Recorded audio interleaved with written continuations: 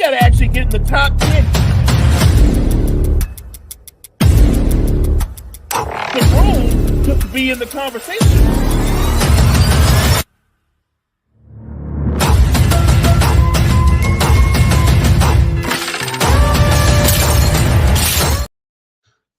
Yo, what is poppin', y'all? It is your boy, it's Guardy3, and you know who Mo is off to my left here. One of the smartest basketball people that I have ever met. However, this week got something special for you because we recruited somebody who knows ball just as well as anybody I've ever met. This dude's a basketball guru. You can catch him on TikTok at Nate at Hoops Temple. Completely suggest that you do, ladies and gentlemen. Give it up for Nate from Hoops Temple. How you doing today, Nate? Doing good, doing well. Well, I don't know that I know as much as anybody or much. I just love the game. Like, that's all we're here for. We just want to watch, talk, want to have it, and I spend so much time trying to learn more about the game. And so happy to join you guys. Yeah, at the end of the day, that's what we set out to do. We love talking basketball. We just love the game of basketball, respect it in all of its history. So, how we start on every episode is we just like to get it out of the park. There's so many players in NBA history that don't get enough love that we think are underrated. Well, it is time for our underrated player of the week. So, Mo, we'll start with you. You got an underrated player this week, or? You know what? I'm going to go with an unsung guy. Very few people might know him today. He gets lost in time. His name is Jeff Malone. He was a shooting guard for the Jazz and Wizards. Jeff Malone, terrific mid-range shooter. Really what his strength wasn't putting it on the floor, but he was very efficient, very effective coming off ball screens. He would get people up in the air with a pump fake.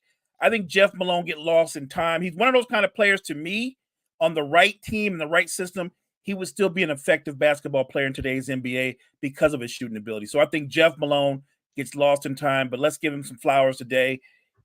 Just to let people know we respect the work that he did. That is one name that he got kind of replaced by Jeff Hornacek. It can between playing Karl Malone and then getting replaced by another Jeff, it's just he gets forgotten way too easily. Just bad names, bad luck with the names there. Another guy that's underappreciated, in my opinion, Jeff Hornacek. Yeah. Bought a little bit more three-point shooting into that lineup, allowed the space out of Malone to get in a little bit more. Plus, then they moved away from, why can't I think of his name? The 7'4" guy, Mark Eaton. Mark Eaton, yeah. Yeah. Got a little more offensive flow. Those Jazz teams were kind of fun. Yeah, I'd say the Jazz are just like a whole gold mine of underrated players from Hornacek, Malone, AK-47. I'll say, what about you, Nate? You got anybody you wanted to bring up today? I watched the last pod. I was thinking about this. And since we're going to talk centers later in the episode, I wanted to shout out an underrated center, Yao Ming. I feel like he never quite gets his due because Shaq killed the centers. They were gone. They're no more. But Yao was kind of a post-Shaq. He played alongside Shaq, all-star. But multiple All-NBA teams, never quite had the health. He broke down way too quickly. But you go back and watch him, Yao had moves. Yao had like a little, I don't know if it was 16-foot, but like a little 12-foot shot, but it could really protect the paint. Yeah, I feel like we never give Yao his due. It's just, he was there, and then he wasn't. I love that pick. I love that pick. Just because I think Yao's underrated in his impact of the game, because to look at him at a glance, you don't realize how powerful he was. His lower base, his legs, once he posted you couldn't move him. And he had such a great touch from 12 feet in. So, yeah, that's a great pick. And not to mention, he had some pretty good handles in the open floor. We've seen him able to cross people up and go between the legs. Like that's one thing that caught me off guard, because the first highlight of him is him just running his own fast break. And I'm like, how can somebody that big be that great at handling the ball? Yeah, if his ankles and knees and legs just didn't give out on him, I always think about that 2009 Rockets team with him and T-Mac, and really their kind of whole run together, where I do a lot of historical rankings, and I've got T-Mac in the, I forget, like 45 to 55, somewhere in that range. You're like, well, he never got out of the first round. Like, well, yeah, him and Yao kept breaking down. But that 09 team, if those guys are healthy, they're probably the champions over my beloved Lakers. I can't argue that, even though I'm also a Laker fan. I'm gonna agree with you. It was just so good. Yao was really good. T-Mac was really good. And they'll never get their due because they didn't win. And they couldn't stay healthy. Yeah. Yeah. And health matters a lot. No, that's fair enough. That's one guy one of my bigger what ifs. Like, I really wish Yao could have stayed healthy so we could have seen the terror he would have unleashed on the league for a decade. That would have been so much fun. Yeah. Well, Brett, what do you got? so last week I was gonna do a whole like underrated first, second, and third team, and I have my list. So I figured I might as well I'll do my list real quick. Pull it out.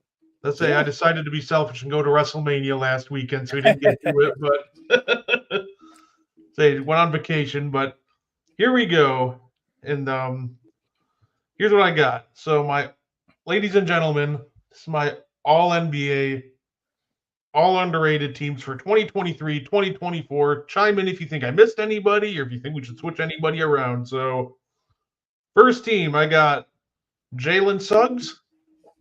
Got Fred VanVleet, Josh Hart, Al Horford. At the center position, give me Derek Lively. For my second. I was just going to say, we did all defensive and all rookie teams. And the amount of guys on our pod, we had 3 guys on there, myself, Derek, Aaron, and Jack.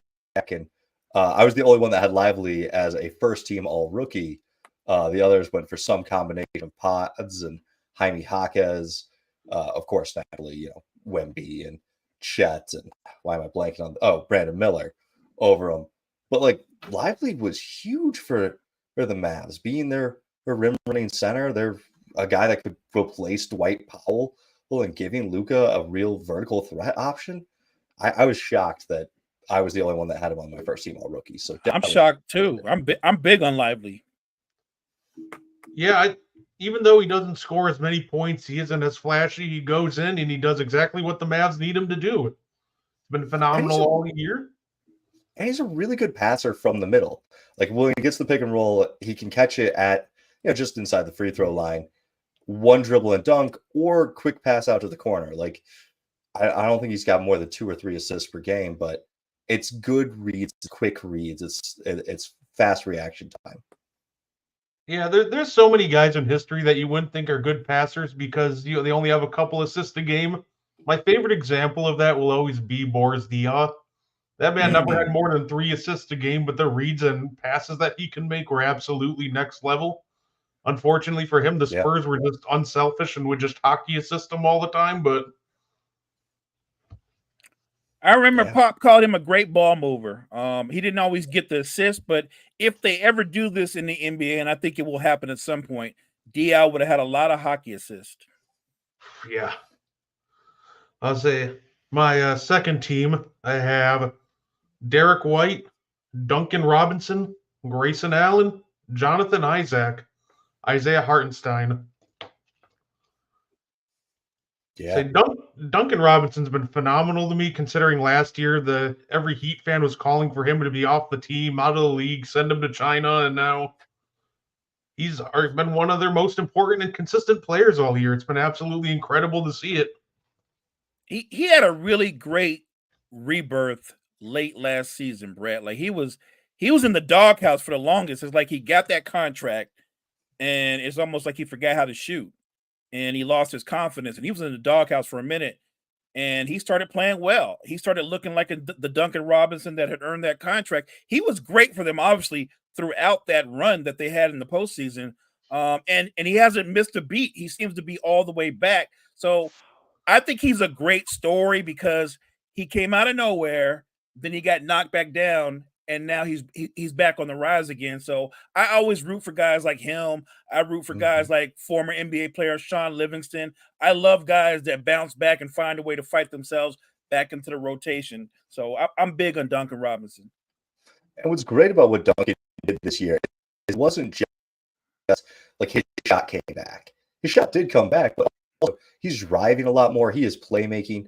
He is handling the ball and driving, creating, dishing. Like, it's not just stand in the corner or go around a bam handoff and like fire it up. There's actual like physical tools and development and play style development from him that we haven't seen in past years. We made I tried to make the case on a pod, an unconventional case for him to be the most improved player of the year. Now, he's not going to get any votes, but if you look at it skill set by skill set, like, he has developed quite a lot. Yeah, no, that's absolutely true. I'm gonna throw out a couple honorable mentions here. Nate, I'm sure you'll appreciate this one. I got Keon Ellis as an honorable mention, and Jalen Smith as an honorable mention. If Keon Ellis would have been able to do his thing for longer, he would have absolutely made the team. He's got such short run, it seems. I like that one. Actually, I like the other guy. You said Slims? Jalen Smith from Indiana? Yeah. My God. Yeah. Let's say the guys that I put down, and this was the toughest list. I have Miles McBride, Mike Conley, Dean Wade, Obi Toppin, and had to show this dude love, center from Portland, Duop Reith. And I knew that he wasn't going to get love by a lot of people because he plays in Portland, but he's been absolutely phenomenal. Oh, yeah. He's earned himself an NBA contract. The man went from playing in Australia, Lebanon, and China. Hardly the like NBA hotbed. Normally, that's where guys go for their careers to die. Like, Kemba Walker will be in those places next year. He's not even there yet. But Duop worked his way. He's what, 27, 28 to make the NBA at that age. Normally, that's when it's passed you by. Absolutely love what he has brought, and he earned. I think it's a 3-year deal that Portland signed him to. But yeah, super happy to see him get it. It looks absolutely brilliant now. But those are my underrated teams for 2023, 2024. I don't think I missed anybody, and if I did, call me out in the comments. So you have created more underrated players now by rating players highly. Now there are other players that you've underrated. That's how this works. That's a good point. As soon as you start rating guys, you're like, this guy's underrated. Now he's getting talked about, and now someone else isn't. You know who's underrated? D'Angelo Russell had himself a decent year this year. D'Lo did play well. He did. Yeah, for all the hate that he's gotten, he's actually played really well for himself. Russell Westbrook has played himself back into being a competitive NBA player. I didn't see that one coming. I did. I thought you did. I thought. Look, the whole thing with Russ was that he should have never been on the Lakers to begin with. That was just a bad fit, and you had to. I don't know how you didn't know that. A ball dominant point guard who can't shoot goes to play with another ball dominant star who pretty much has the ball in his hands at all times, which means you, the point guard, are really the spot up guy.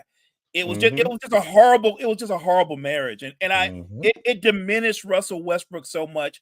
I knew that once he went to the Clippers and he was in a different role, that he would play well. Yeah. That's fair. Yeah. Him on the Lakers, I remember thinking like, well, maybe if he played like Bruce Brown, he'd be better, like setting screens and rolling. I'm just like, I wish he would.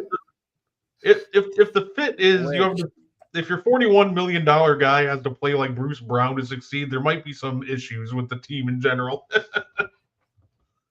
or do the little things. Like, Draymond's not necessarily a consistent shooter, but you know what he does to make himself matter?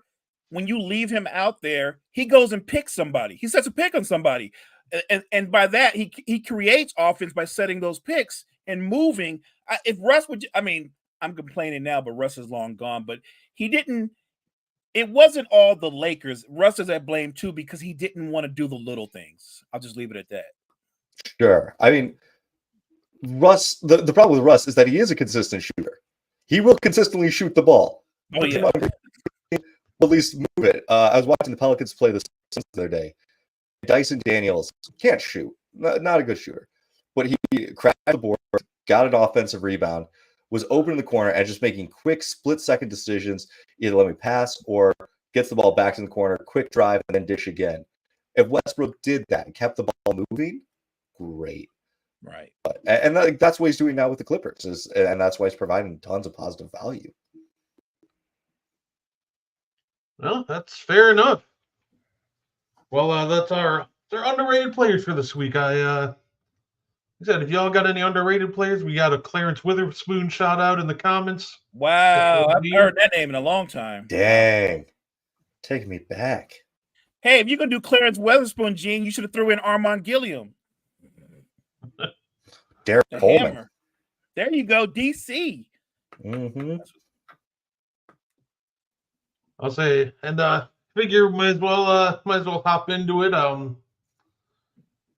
Got some puppy prospects, and first off, I just wanted to shout out our boy DJ Burns for having a phenomenal run in the NCAA tournament. He is somebody that I don't expect to do much at the next level, but for what he did in the NCAA tournament, should absolutely be commended. It was a lot of fun to watch.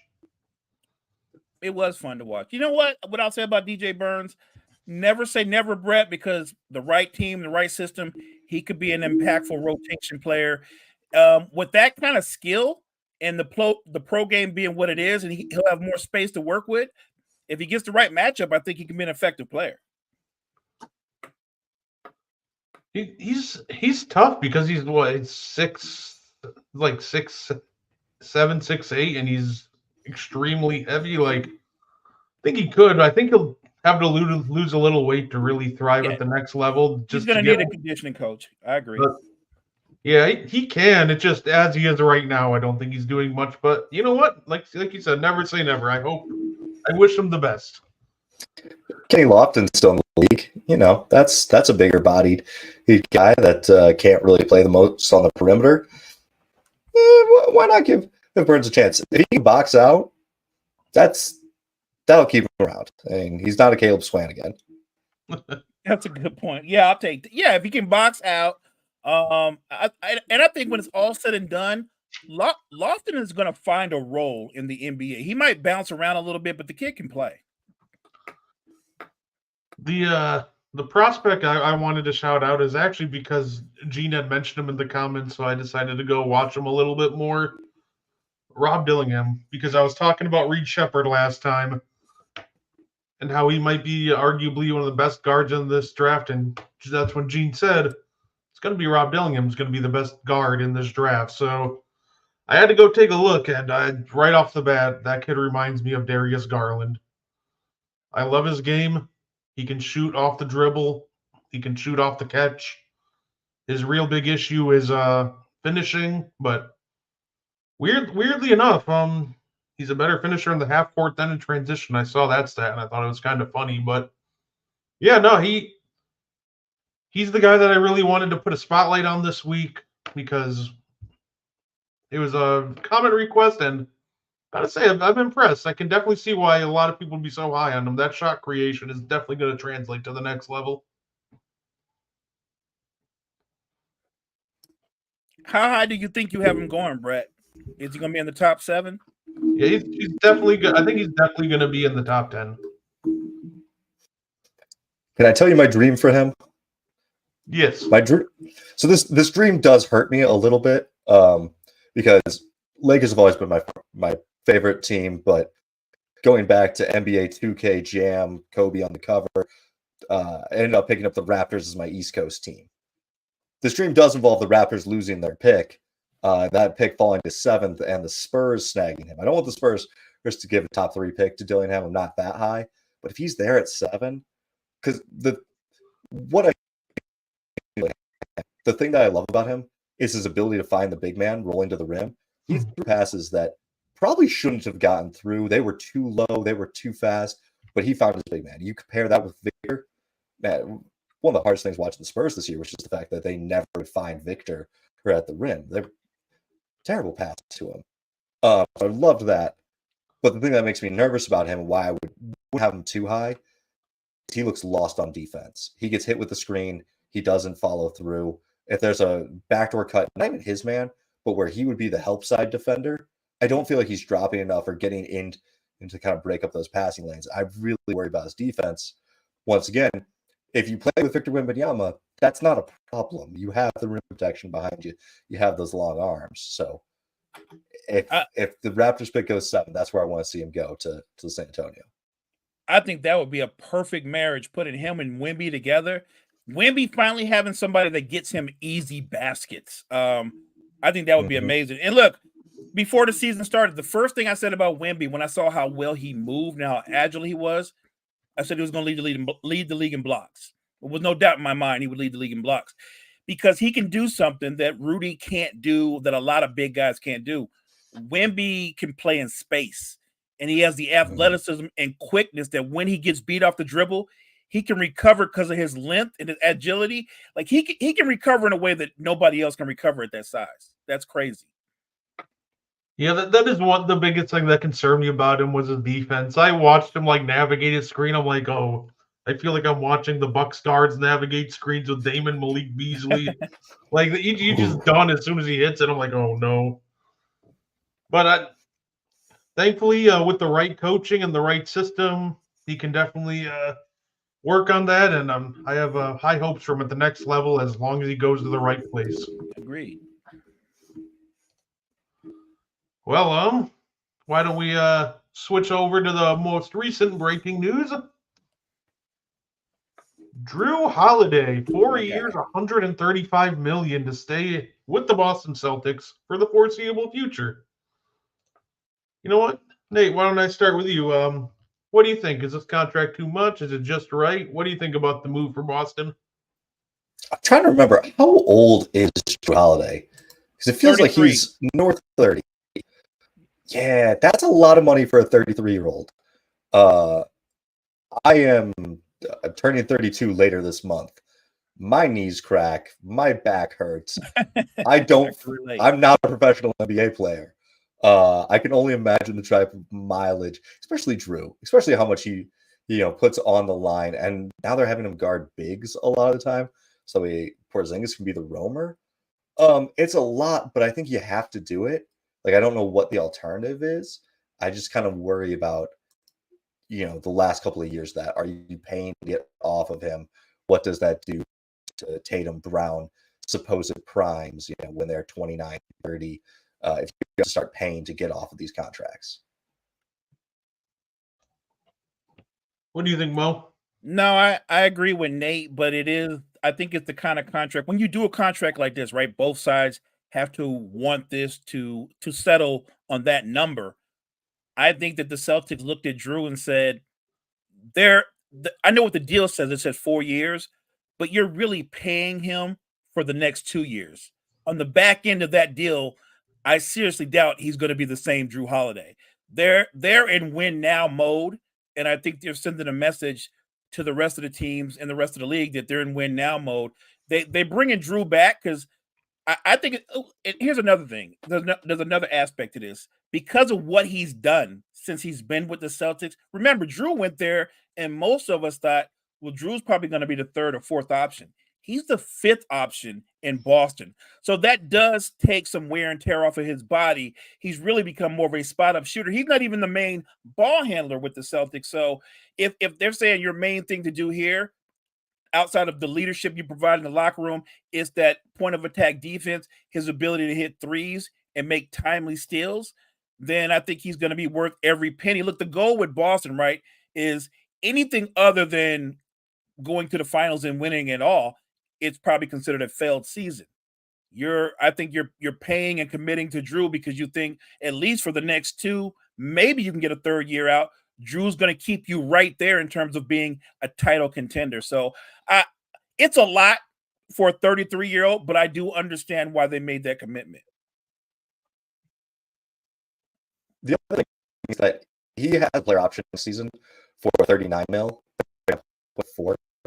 I don't know if it's just with that included or if that's taking place. I gotta assume that's probably taking place. That so if you're already on the hook for basically $40 million next year, it looks more like extended for 3 years for what would that be, 98, 97 million, which is a lot more reasonable. You're already on the hook for one more year at basically 40. I agree. Yeah, at the end of the day, that's one of the reasons why I didn't mind it. It does save them money next year, and I believe that's next year. Correct me if I'm wrong, but I think that's when you actually have to start give Tatum his contract extension and So his what is max. what is when that going to Brown look like? starts. Yeah, what is that going to look like? Tatum's deal is going to look like what, 350? Yeah, he's gonna have Jaylen Brown as the highest paid player in the league. Exactly. All I'm saying is with Boston, when you have two guys that tie up over $600 million, you can justify that if you're winning it all. If you're winning it all, but they've yet to do that. I think Nate's right. At some point, the problems kick in, and you're going to have all your cap is going to be tied up in 3 players, and you're going to be trying to fill out the rest of the roster with minimum players. There's going to be a precipitous fall in talent and depth, in my opinion. I mean, Mo, you and I are living and watching the Lakers for the last couple of years, trying to build with just. You guys allow swearing on the pod? Yes. That's fine.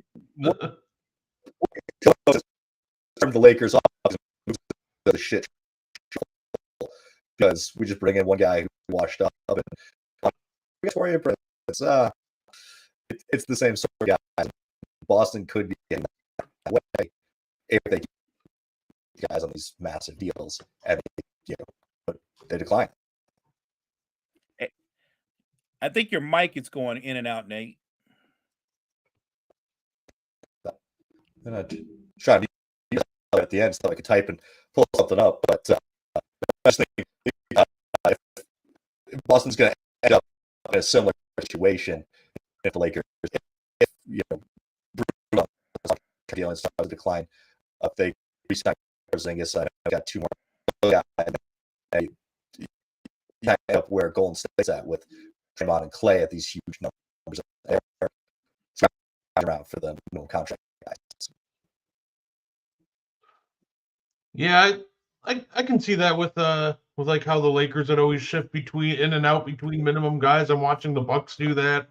We started doing that a couple of years ago too. It's like, oh, yay, here comes Marvin Williams, and now we're on to Malik Beasley, and it's just shifting in and out between minimum guys, and it's not an ideal place to be. So, we'll see how this works, and I'm really hoping for well, I guess I'm really praying on the Celtics' downfall. So, but hopefully for the Celtics fans' sake that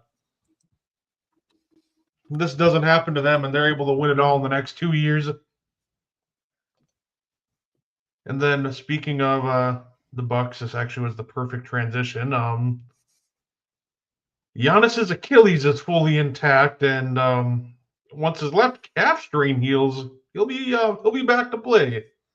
And I don't think anybody understands how, like, I almost flipped out in my Airbnb lobby just sitting there, and all of a sudden I just heard, oh yeah, Giannis went down. It's non-contact. I'm like, you're lying to me. No. And then all of a sudden the video gets posted. I'm just like, oh, I put in the chat like, our season's cooked. We're done. But thankfully it's just a calf strain, but Bucks got to be wary. Let me ask you, Nate. Let me ask you real quick, Brett. Do you expect him to be ready to go by the playoffs? Because the thing about calf strains, they kind of get right on their own time. I know they're shutting him down for the last 3 games of the season, but if I were a Bucks fan, if I were Bucks management, unless a doctor told me he's 100% ready to go, he's probably not going to play. I wouldn't expect him to play. And honestly, I would sit him even for the first game or 2 of the playoffs if needed. Agreed. Sit him for game 1. If we win, okay. Sit him for game 2. If we win that, don't play him till game 4 or 5 if we won't really need him. because what we heard this before, right? It's just a calf strain. I heard that with Kevin Durant in 2019, and he comes back the first game and his Achilles pops. So My point exactly. I really, if I'm the Bucks, I'm not playing him till at least probably game three of the playoffs. If we go down, the series gets split 1-1, or we go down 2-0, then yeah, I'll hit the honest button. But if we don't need him, just let him sit. If he's not 100%, Brett, I'm not playing him at all. Even if he tells me I feel good. If the doctor tells me, I don't care what he says, it's not 100%. I'm not playing him. If we get bounced out in the first round, so be it. What I don't do is I do not risk my franchise player. Yeah. I'm nervous about Embiid coming back. I know he's been playing okay. Anthony Towns is supposedly playing against Atlanta either tonight or tomorrow night. They first come back. I don't like rushing these players back. With what we've seen, medical science, like they're playing until they're 37, 30. I mean, LeBron is super unique. I don't want to use him as the benchmark, but also Curry's playing at a high level in 35. Rand's playing at a high level. Post a lot of big injuries. I don't like risking it. I don't like seeing Embiid come back. I don't like seeing Cat kind of. I feel like Cat's getting rushed back, and I'd be really worried about bringing Giannis back to her. I agree. I think the Wolves they're putting everything into this season. If Cat's not 100%, he should not come back. Look, they have a strong building block with Ant. Obviously, their core is Ant, Towns. You've got what they're bringing off the bench. I think that I just wouldn't risk his future. Catton himself is a unique player, right? A lot of times we say he shoots well for a big man. I would argue he shoots well for a two guard. He's just a great shooter. Size, I don't care what his size is. He's just a great shooter. He's a unique player because he's more effective further from the basket than he is closer to the basket.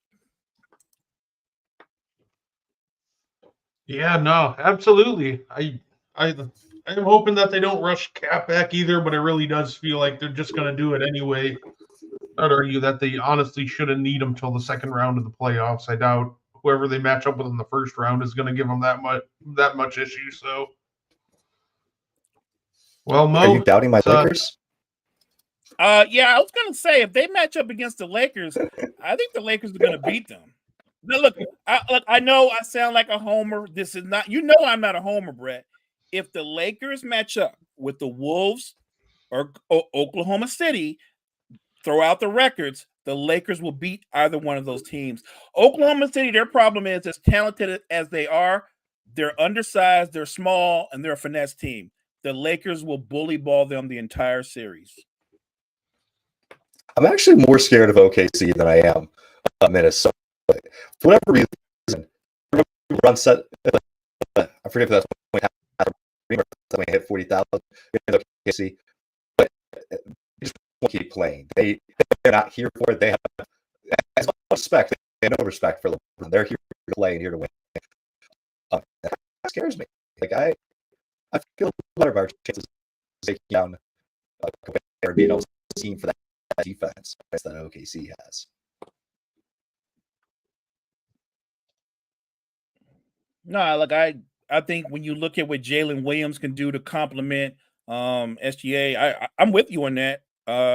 They're more talented because when you look at the Timberwolves, better defensive team, but they don't have a lot of offensive firepower. They don't have a lot of offensive firepower. So Ant could go off in a series and we could still win the series. I just think the Lakers are just better than the Timberwolves. Well, I'll say, Mo, you ready? It's time for your segment, man. Mine. We gotta talk about who needs to do better, and of course, we're doing it with Mo better. So,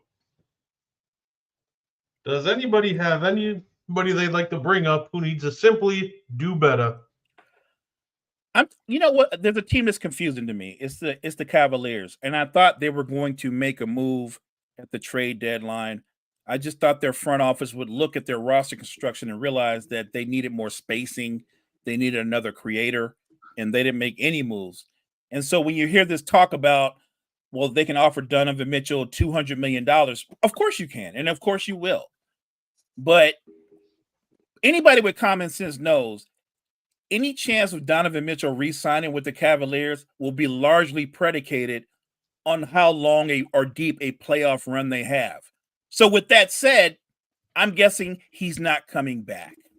I just think that the Cavaliers management, I think they miscalculated, and I think they should have done more. They should have done better. Look at their team. Look at their roster construction. When you have Mobley and Allen on the floor, it's great. They're long. They could be both are very good defenders, but they're both restricted area range players. Mobley really doesn't shoot well. Allen can't shoot outside the restricted area. They're just limited players, which causes spacing issues because really the Cavs don't run a system. They just take turns isoing Donovan Mitchell or Darius Garland. They're not hard to defend or figure out because they do the same thing time after time after time. They have limited shooting and they don't have a lot of shot creators. If it's not Garland or Mitchell, nobody else can create. So I just think they should have done more overall if you wanted to keep Donovan Mitchell. Yeah, I remember before the year started when we were talking about possible guys on the block.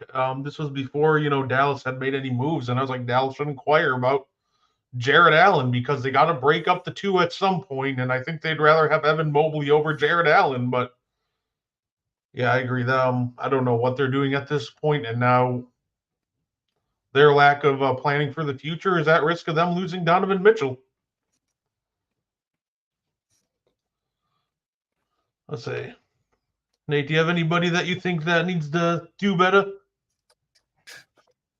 I've been doing a lot of trying to watch the teams that are playing well right now, so I don't have a particularly bad team in mind or a team that's not doing well. But I'll say, since the man's poking there, he keeps talking about how the Heat got lucky to get to the two finals. And I'm just saying, Bill Simmons, do not do this.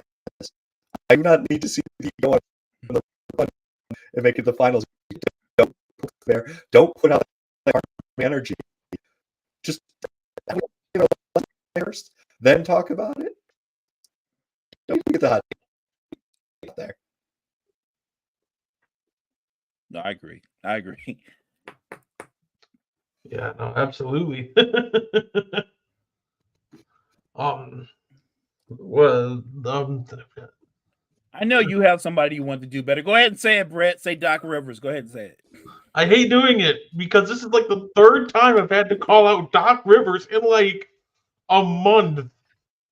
And we've only had like 3 shows this month, and every time just like, well, Doc Rivers. I'm tired of it. I'm tired of Doc Rivers already. Doc Rivers saying that the Bucks. It's the managers. It's the whole staff team. Doc told you what the problem was. It's not Doc. It's everyone else, right? Right. And the one that I wanted to call out was last week when he goes, well, we just got to start playing at a faster pace. Who are you talking about? Like, do you want Brooke Lopez to start running the floor? Do you want 34-year-old Dame, 33-year-old Chris after 2 knee surgeries, 34-year-old Jay Crowder, 35-year-old Patrick Beverly? Who do you expect to run the floor and play faster on this team? Like, you just want Giannis to just 1v5 sprint down the floor and hope he can dunk over 5 people? Because he's the only guy that can run. I'm sorry, Andre Jackson Jr., but you don't play him. But no, I'm just tired of it every week. Doc, just coach. Stop making excuses. Stop making the most nonsensical comments. And just coach the team. Just focus on that. Like, stop it. Please, I don't want to bring you up again, but I feel like you're going to be my topic again next week. Coach Bud is looking really good right now, isn't he? Dude, if anybody on this panel wants to go coach the Bucks at this point, I'll take it. Anybody want a job? No, I'm good. You know the story of the first 3-1 loss or 3 blue? Oh, what was that?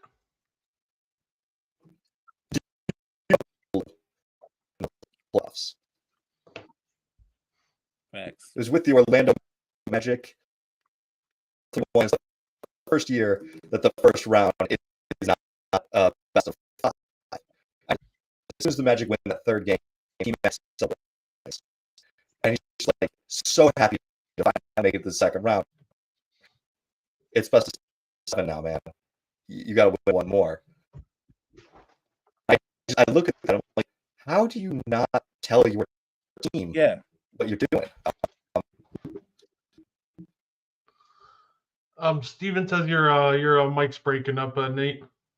Break, probably my Wi-Fi.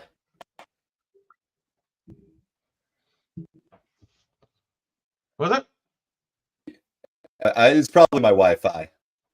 Oh, I got you. Yeah, no worries. Yeah, honestly. Sorry. No, you're all good. Yeah, no, honestly, if the Bucks get to a 3-1 lead in the playoffs at any point, I just know we're cooked at that point.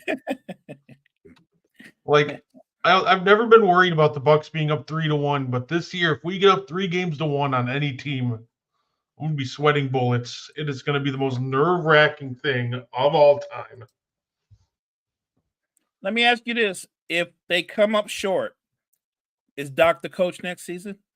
He has to be. Otherwise, we're gonna be paying.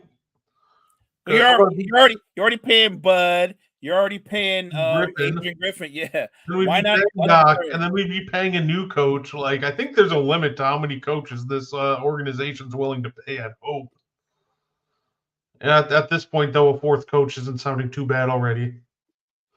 Honestly, if Giannis wins a title this year, we're gonna have to talk about him in the GOAT debate. If you can carry Doc to his second one at this point, you deserve all the love for that. If he wins the title this year, yeah, he should be in the conversation. But speaking of playoffs, found this neat little graph of the postseason seed possibilities. So the only one set in stone right now is Celtics got the 1 seed. They don't need to play any of their starters if they don't want to for the rest of the year. Other than that,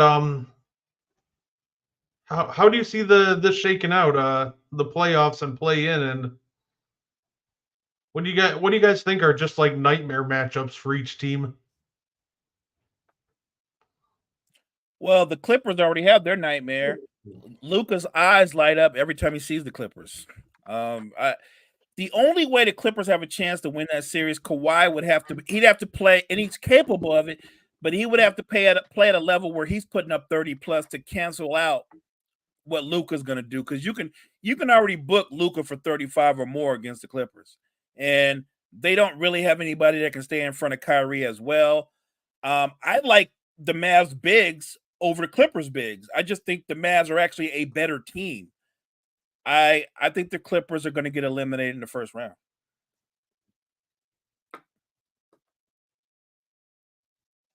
Yeah, I can have.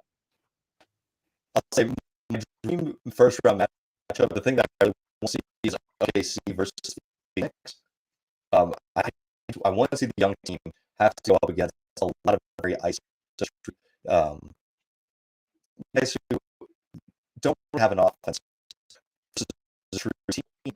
Also, as the first team to make it back since the West zone. But the crew, I want to see them go through Durant. Yeah, I know the Suns. I think I picked them to get knocked out in the first round before the season started. I said second round at best with them. It's just a team I've never been super high on. Just think they constructed this team just extremely awkwardly. Steven's rooting for Minnesota. I'm rooting for Minnesota to get the 1 seed because I have a parlay on them winning the 1 seed. They just got to edge out Denver. They just constructed that team so awkwardly. They just went straight gas on offense and then just neglected the defensive side of the ball. And now, if the Suns need to stop in clutch time, I just don't know where they really go at this point. I would love to see OKC versus the Suns in the first round. I think that would be an entertaining series. And I'm thinking about it from this point of view. I'm with Nate. I think the young team getting their playoffs, that experience, and learning on the go in the moment, going against KD, Book and company. I think that would be a great way to get their feet wet into the playoffs. I still think they win the series, but I think it would be a competitive series. Oh yeah, no, for sure. For sure. As much as I hate to admit it, I want to say OKC would absolutely dog walk the Suns, but at the same time, it's a young team with minimal playoff experience. So Yeah. we'll see how these guys react when the lights are bright.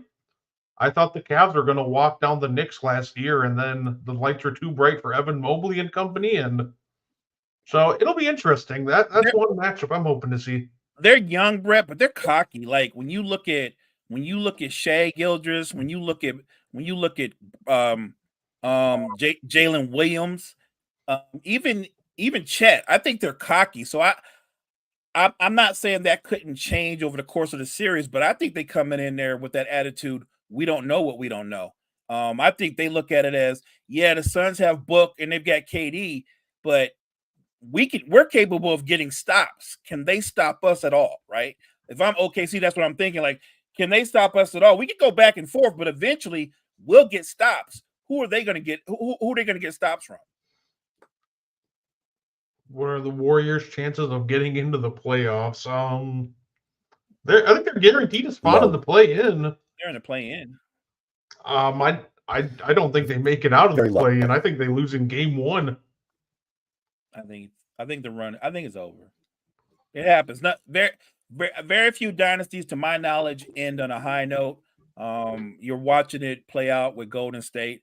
I think they get knocked out. The only dynasty I can remember ending on a high note is the '90s Bulls. This is true. Yeah. No, the play-ins should be a lot of fun. I'm guessing, we'll get Lakers Warriors in the first game. I have no doubt in my mind that the Lakers will beat the Warriors, or they absolutely should. I'm thinking for the other one, we'll get Kings Pelicans. I didn't realize this. Actually, I think it was in the Hoops Temple podcast in the Discord that somebody pointed this out, but the Pelicans absolutely own the Kings. They've won like the last 4 or 5 matchups in a row. I didn't realize this until I forgot. It was a couple days ago, and I was like, "Yeah, no, I think the Kings would beat the Pelicans in a 1-game series." And in a play-in game, and somebody was like, "Yeah, they've won like the last 5," and then showed me. I'm like, "Oh." So I think that'll be an interesting one. Yeah, they're a real tough matchup for the Kings. Just you've got Herb Jones, who can absolutely stick with Fox. The Kings are already without Malik Monks. That's a third of their offensive firepower. And then Valanciunas is better than Sabonis, so if they try to do the post up, you got that option. And if you go small, Larry Nance Jr., who would definitely be an underrated third-team candidate, his defense, his versatility, his switchability, and just everything that he brings hustle-wise is really a good counter for Sabonis. And then it's super wing-heavy offense. Sacramento, Harrison Barnes, he's not really defending in Zion or Ingram or the point Trey. So it's a lot of just matchup for the Kings. I just think the Pelicans have a lot more firepower than people realize. That if Trey Murphy ever gets back into that rhythm that he was in the last year, with him, BI, and then you throw in Zion, not to mention what CJ can do coming off pick and roll or pick and pop options, they have plenty of firepower. And I think they're underrated defensively. They're not a great team defense, but they're good. They're good. And it starts, like you said, because Herb Jones can get up into anybody. When he's healthy and he comes off the bench, little Alvarado, very disruptive. He can get up into anybody. So I think the Pelicans are a very tough matchup for the Kings. Look, if you're asking me to pick that series or pick that, I'm going to pick the Pelicans. I just think they're too much for Sacramento. And here's the thing about the Kings. Their weakness last year was defense. That didn't change. They're still not a good defensive team. And I think they're too reliant on De'Aaron Fox and Sabonis. I thought this year, Keegan Murray would step up and become an 18 to 20 point a game guy, and that hasn't really happened. So I think clearly Sacramento has taken a step back. And don't say the word Harrison Barnes around Kings fans. That'll always lead to some strong emotions that I've learned really quick. They re-signed him. I mean, and I'm not saying Harrison Barnes is let me start. He's a good, solid veteran basketball player. That's a factual statement, but he's nowhere near worth the amount of money that they put into him. I'm not paying somebody that kind of money for 10 or 11 points a game and average defense. I'm just not doing that. Yeah, and I don't know what happened between last year and this year, but for some reason he just regressed really hard, it seems. Like last year, I remember him, or the past couple of years, he's able to get to the line. That just is completely gone out of his game. So now he's a spot-up shooter who doesn't really provide much on defense. If I remember correctly, shout out Aaron Schroeder from Hoops Temple. Said Jalen Brunson has more blocks than him, and Michael Porter Jr. is averaging more assists than him. So, like, he's just regressed so hard, and it's just brutal to watch. And with how much he's getting paid, nobody wants him. You're not moving him. I don't know what the Kings' offensive identity is, because last year it was pedal to the metal and they played really fast and really up tempo. But when you get them in a half court set and it's about half court execution, they're not very good. That you know they're going to go pick and roll or screen and roll with Sabonis and Fox. The thing about Sabonis is he's better at finishing than he is at you throw the ball into the paint and let him go to work. He's not great if you initiate the offense and tell him to go get a bucket. If you have him moving, he's a much better finisher, a much better attacker that way. I just think that in the playoffs, the smarter teams, they take away his strengths and they expose his weaknesses. Well, the other thing that the Kings had going for them last season was the Hurts, kind of flare screen of action, and Hurts knocking them down this year. I kind of wonder how long that shoulder injury went on if he tried to play through, because his shot wasn't there. And like, when they shut him down, said it was a shoulder. I was like, oh yeah, it looks like he's had a whole shoulder injury the whole year. So that was just kind of my thought that no, that's fair. If he's healthier, can come back healthy next year. They're going to be.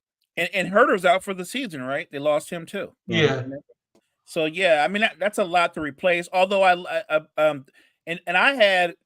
actually had got him winning 6 Men of the Year, Malik Monk winning 6 Men of the Year, but he seemed to have struggled down the stretch before his injury. Like the Kings aren't even really at 100%, and even at 100%, I just think the Pelicans, they just have more.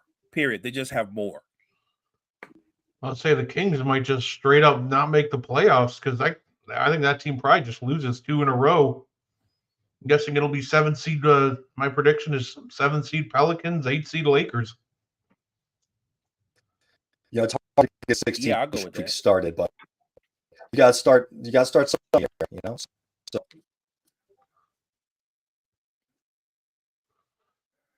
yeah, let's say it. Well, I'm excited. We only got a week, and then it all plays out. So that all play-in starts. I'm super excited about that. That's going to be great. So fast. Let me ask you a question, guys. MVP, anybody's pick? Who do you have winning MVP right now? Jokic. That's where I'm at. Yep. That's where I'm at. I love Shai Gilgeous. I think he has a terrific season. Look, Luka is an offensive juggernaut. I still think Joker's the best player in basketball right now. Yeah, Jokic is he's been phenomenal again, and as long as he's on the court, he shows every year. Every time it seems like somebody challenges him for MVP or best player in basketball, he seems to level up his game a little. It doesn't matter who you put on the court with him, that team always has a chance. Like, he's money from in close. He's elite from deep. Like, there's just nothing that he can't do on offense. So he's shown that again this year. Even lineups with Jamal Murray without him on the court aren't doing great. So it just shows how impactful Jokic is. They cannot figure out how to really do much without him this year. So, yeah, I got Jokic as my MVP. And don't we think Joker's got the kind of game that's going to age well? Do you know what I mean? Like Joker right now at age 28, I feel like he'll look the same when he's 35. Like his game is not predicated off of freakish athleticism. I really think he's going to age like Tim Duncan. He might actually age better than Tim Duncan. I really think he's going to age very well. He's going to retire like Tim Duncan too in the middle of the night in the off season. We're never going to see it coming either. Probably right. He doesn't seem like the kind of guy that's going to go on a tour. I agree. Just go back to Sauer and race horses. Be quite happy. I don't know if you'll see him because I think he's a dipper too, and he just calls it quits. He might be out of the dusty ends well. You win and then you retire. Just leave. I can see that. Yeah. No, I'm excited to see how the playoffs go. I'm excited to see what I'm curious to see what shape Embiid's going to be in. If he'll be ready to go, and if he finally has that playoff run that we've been waiting on him for. I think with the injury and him coming back, I don't think that Philly fans are going to kill him if they, let's say they win a first round series and get knocked out in the second round. Because I think he's clearly in shape, but you can see him laboring at times. He's not in basketball shape. And I don't know if you can work your way into basketball shape in the short amount of time that he has. The playoffs are getting ready to start. I will say this though, Brett, if they should match up with your Bucks, I think Philly's a terrible matchup for you guys in the first round. I don't think you guys want to see them. I think you want to see some. Well, you probably don't want to see Miami either because they've always been a bad matchup for you. But I just think that the way the Bucks are playing defensively, Philly would be the worst team for you to see. And I'm not even talking about Embiid. Obviously, Embiid's going to be impactful. I'm just talking about everything that Maxey can do off the bounce because the Bucks really aren't good at the point of attack defensively. You guys basically just concede anything off the perimeter and hope that Giannis can get there in time to block it. And they're just not good at stopping elite perimeter scorers. No, they don't even need to be elite. We've given up like 3 20-point games to Marcus Sasser this year. Like, that's the worst part. They don't even need to be elite. They just need to be able to pretty much do anything on offense. And that's the funny part about the 76ers. I'm worried about Embiid because he is dominant. But I'm more worried about Maxey than anything. At least I know Brook Lopez can bang with Embiid. He can slow Embiid down. We've seen that. But we don't really have an answer to slow Maxey down. We just got to hope that he's having an off game, force the ball out of his hands, hope these shooters are missing. The number one team I don't want to see in the playoffs, well, I do and don't because it's the Miami Heat. Part of me wants revenge, so I want to see them in the first round. But like Duncan Robinson shot like 75% against us last year. That entire team shot like 45% on contested threes last year. So that team just shoots insanely well, no matter how tightly we guard them every year in the playoffs against them. So I want revenge, but I also want nothing to do with them at the same time. I don't know about Miami. Be careful, my friend. Jimmy Butler's eyes light up when he sees Milwaukee. I don't think you want to see playoff Jimmy. You're better off with Philly. I remember that Giannis going into the series. Like, I don't see either Philly or Miami. Giannis is hurt. You're taking care of it. But while Giannis is hurt, like, it'd be really nice if you could see Orlando or see the Knicks with that coach Julius Randle. Indiana would be interesting. Felt like the Pacers or the Bucks had some interesting like early in the season. I'd love to see a playoff matchup, but I don't have it the same. So I think that's still probably easy for y'all. Yeah, that's fair. That's fair. At the end of the day, it's really any team that isn't Philly or Miami. I'll take at this point in all reality. And of course, it's going from now current playoff basketball to just call it our Mount Rushmore of basketball. Our last 4 shows, we've gone over every single position, our top 5 greatest of all time at each position. And now, this week, we're at the center position. Now, centers are loaded.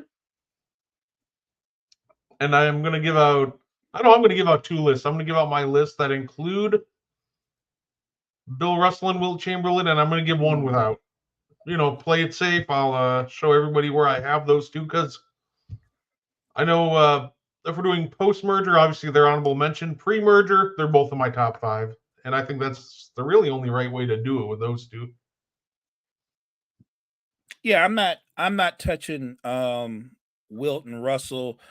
You're going to be in the top 5, anybody's top 5 with 11 championships. Wilt has video game statistics before there were video games. How can you not have him in your top 5? So I don't even think if we're including them, the top 5 becomes really easy, doesn't it? I mean, if you think about it, you're going Wilt.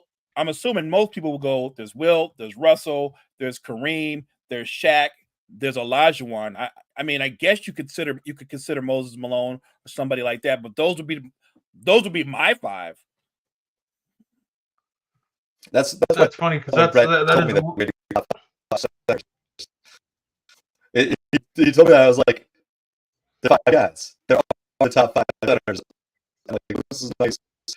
If Jokic wins another title in MVP, maybe you start having that conversation. You can sneak in there. But Nate, I'm with you. I'm with you. If you win another one, yeah. Nate, see, hey, Brett, Nate brought up what I was talking about. If Joker wins another title and a Finals MVP, I'm just saying you got to start having that conversation. You have to. Not to mention, he's about to add another regular season MVP, so his overall resume is going to be insane. And he's not done. He's not. Here's the crazy thing. When you watch Denver play, it feels like he's got a stacked team, but it's not a stacked team. He's not surrounded by all NBA players, although I would say this. I believe Jamal Murray is an all NBA player disguised in sheep's clothing. Like when playoff time comes around, Jamal Murray is an all NBA player. He is an all-time playoff riser, absolutely. And I 100% agree. And honestly, that's a conversation I'm willing to have even before he wins it, because I'll just knock out my post-merger list out of the way because my all-time is the same as yours. I have Kareem, Bill, Shaq, Wilt, Hakeem. If we're doing post-merger, then I have Kareem, Shaq, Hakeem, Moses Malone, and after that, I put Jokic at 5. Also, shout out George Mikan. That's going way, way back. He was so dominant they had to change the rules on him back in the 50s. So another Laker. Yeah. But I'm post-merger for centers. I already put Jokic in the top 5, and I don't even feel like it's a stretch. It came down to him, or I think it was either him, David Robinson, or Patrick Ewing for me. And you read my mind, and I have already got him ahead of both Ewing and Robinson. Yeah, I'm more than comfortable putting him ahead of those 2. Yeah, I'm with you. And that's no slight against both of them. Terrific players, had terrific careers. I just think Joker has already surpassed them. Yeah, and by the way, if anybody's curious, sorry, I think go ahead, Nate. I apologize to your listeners, but I really like what I was saying there about how Jokic doesn't have an all-star team, but when he plays with them, they look like they're all-stars. I mean, I watched Aaron Gordon play a bunch of them. He's super fun. Man, never made an all-star team. Man, all-star team. You watch him play in Denver, and you're like, this guy could be an all-star. The way he plays on defense, the way he cuts and gets open, Jokic finds him. Like, I don't know. If the West wasn't so stacked with all-stars, there's a chance he could make it. He made a lot of guys this year. I agree. And watching Aaron Gordon, it's so funny because then you realize how quickly Aaron Gordon isn't like an all-star caliber player. Like I used to think he might be in Orlando, but then you watch him closely, watch him try to really do anything by himself on offense, and it's an absolute chore. even with Denver when he had to be the second option when Jamal Murray, Michael Porter, and everybody was out. Even as a second option, I was just watching him in that series versus Golden State. I'm just like, oh boy, yeah, they're just cooked. Because if you're not named Jokic, you really can't do anything. And it's so funny, a little sidetrack, but I never understood why people held that series so hard against Jokic when he couldn't beat the Warriors. Like, I don't think any star in the league could have taken Facu Campazzo, Monty Morris, DeMarcus Cousins, Will Barton Right. as far as he did. Honestly, most teams would have been sitting home come April. Yeah, no, but yeah, that is all that we have for you guys tonight. Is there anything else you guys want to talk about? I'm good. I really want to just shout out and appreciate Nate for coming on, man. I've checked you out many times, and I love how you guys pay homage to some of the players from the past. I love your breakdowns. So big fan of the show. If you have not checked out Hoops Temple, you need to. Thank you very much. Thank you guys so much for having me. I'm very sorry for all of my technical issues. Listeners, these guys do a wonderful show. I mean, you're listening to them. Thank you guys for being kind and having me here to talk hoops. Yeah, now, Nate, anytime you want to come back, you're more than welcome. We loved having you. Sure. And like I said, yeah, I hope we look forward to working more with the guys from Hoops Temple more in the future. It's been a great show. You're a fountain of basketball knowledge, and like I said, it's been an absolute pleasure, sir. Thank you. And on that note, we thank everybody for tuning in. Like I said, you can join the And One podcast on Discord, and you can check out our And One podcast Facebook page. You can also join the Hoops Temple Discord. And we thank you all for tuning in, and everybody have yourselves a great rest of your night. Thank you for tuning in to the And One podcast. If you like our content, you can find more on the Wire to Wire Podcast Network on YouTube, Facebook, and Spotify. Want more And One? Find it on Wire to Wire. Like and share our Facebook page, and join the And One Discord. Grab the link to join from our Facebook. Thank you for tuning in, and have a wonderful day.